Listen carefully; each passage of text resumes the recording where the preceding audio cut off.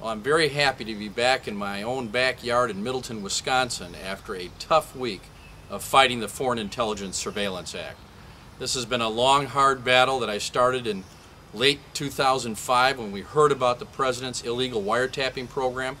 But I got to tell you, the outpouring of support from you and across the country, and letters and emails and phone calls and the blogs has been absolutely fantastic. It really made a difference as we mounted a challenge this week that almost nobody thought could work. We did stop this thing for now. It is delayed till after the July 4th weekend. I teased some of my colleagues. I said we can celebrate the Constitution on July 4th and maybe when you come back you'll decide not to tear it up. This is what's going on here. This is a terrible piece of legislation. It's got two major problems. One is very well known.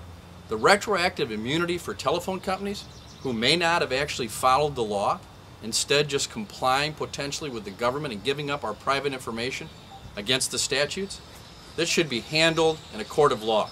We should not just give them immunity. It's a terrible precedent for the rule of law and very unfair. But even worse is the fact that this bill gives enormous power to the government to suck up all of our international communications, emails, text messages, phone calls, to kids overseas, to soldiers, to reporters, to business associates. It's unprecedented. With no court review, it's a huge giveaway. No senator, and especially no Democrat, should be voting for this legislation.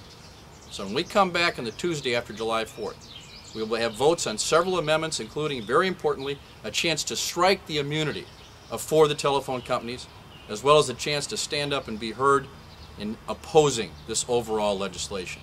So I can't get back to every one of you all the time here. I'm sorry about that, but I am listening. I am hearing, and I am deeply grateful for your support.